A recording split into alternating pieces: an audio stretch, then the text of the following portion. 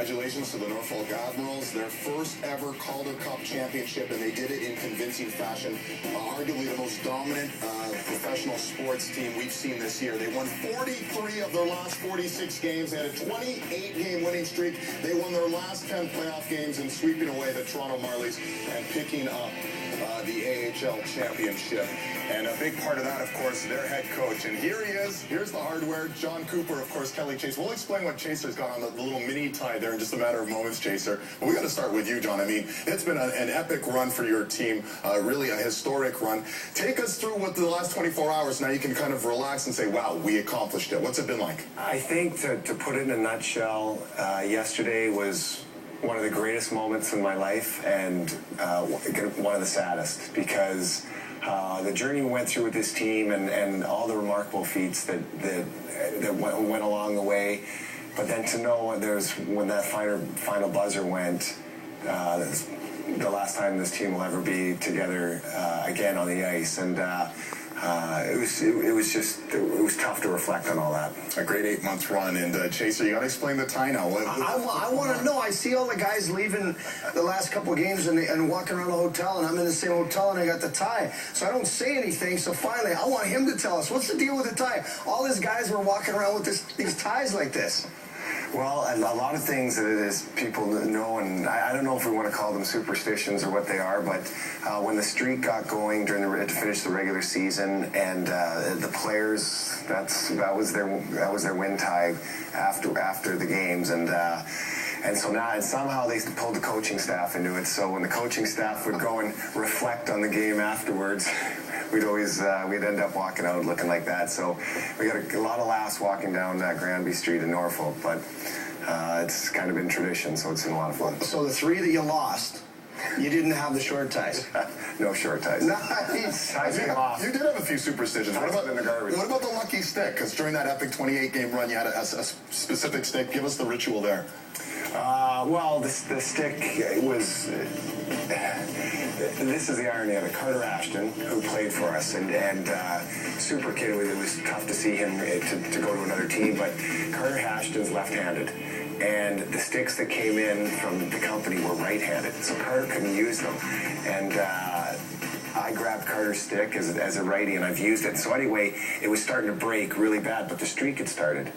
So I never taped it, never fixed it, and by the end, and I'm not sitting here saying trust me, I'm not an all-world player, and when I'm throwing pucks to the defenseman in drills, but by the end of the streak, they were just little muffins, because everybody didn't want me to break the stick, so awesome. Couldn't use it anymore. Give us some background, because your name's now been thrust into sort of the professional hockey circles. Give us the background on John Cooper for those people out there who maybe aren't familiar with your background. Well, I think I've kind of come, I don't know if I've come the conventional route. I never played in the NHL. I'm an attorney, so I practiced law for 5 years in Michigan. And actually the guy next beside me here, he was, I got into coaching early, coached junior B and midgets, and I had some fairly decent success. And when I started coaching more than practicing law, I knew it was time. I had to follow my passion, and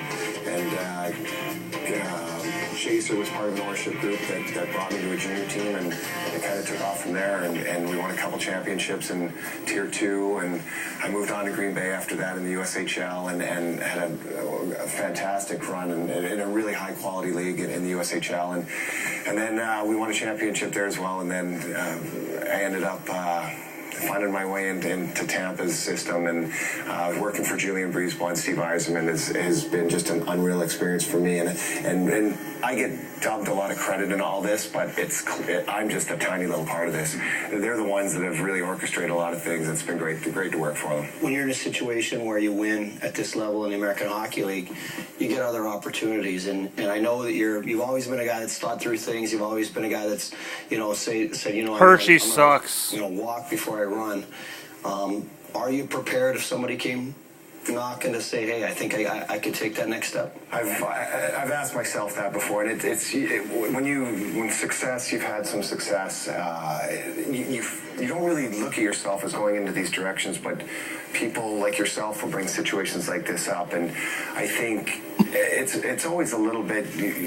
there's a little bit of doubt in you sometimes, thinking, well, can I really do it? When I went from the North American League to the USHL, and bringing your philosophy and your style of play and the way you think into that game, and it translated. And then when I made the gap from going to the USHL, the American League, which is a huge step, and it translated. So, I'm loving the journey I'm on right now, and if something else lies ahead, like I said, I've done things in hockey right now. I've been so fortunate. If nothing else worked out, I could still sleep at night. John, one other funny thing with this championship run for you, you printed up T-shirts preseason, 76 on one side of the T-shirt, 113 on the backside. And I know there's no way you could have predicted this. Your team would finish with 76 wins and 113 points, but that's exactly what happened. What was the genesis, though, of those shirts? Basically, the guys, hopefully the guys aren't watching this, but I've had rules, and I guess every team has rules. Every team has some of their intricacies, and we had a rule number 76 and rule 113. I won't fully get into the rules, but they were in place all year, and they were kind of a mantra for our team, and awards were given out for those sort of things. Well, as the playoffs are coming up, I want to get T-shirts made. So we got these T-shirts made 3 weeks in advance, and it had the numbers as you stated, and it had a name of a song by Fun that was kind of followed us around, and as it turned out, even when we presented the playoff T-shirts for the guys were all excited, but half of them thought, oh, it was about the rules we had in place, and the other guys thought, oh wow, that's really cool that we played 76 games in the end at 113 points. But what interesting thing about that was, I think there were some teams that would see the T-shirts and thought, there was a little bit of arrogance there, that, oh look, they're showing off, but it actually had absolutely nothing to do with the games played. It was just one of those things that when that year is rolling for you like it did for us, it's kind of the stars aligned, and so it was great. It was a great thing for our team. You've been fortunate enough. You've finished with a win 4 of your last 6 years to win championships. Any of them any better? People ask that all the time, but at every level, you're at a different level each time. You won back-to-back in the North American League, then the USHL, took a year, and then USHL, and a year in Norfolk, and then one here. So is there something that you say, that's a goal that's set that is a little higher than the next? Or? Well, I think winning's fun, and you want to really, I think winning's a learned trade, and you can teach your guys how to win. But I've been really fortunate to be surrounded with people that have really let me go.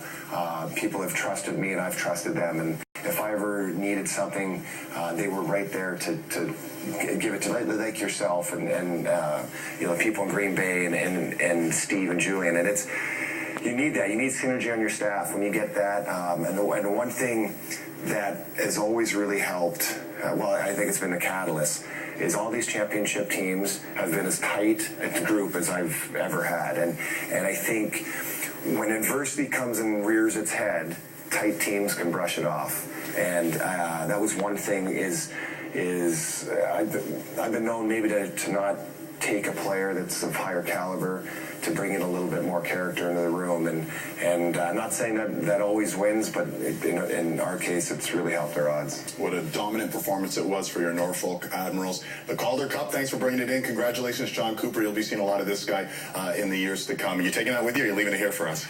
That's got a few stops to go tonight. I'm sure it does. Thank you so much, John Cooper, the head coach of the Norfolk Admirals, the Calder Cup Champions of the AHL. There's another piece of hardware up for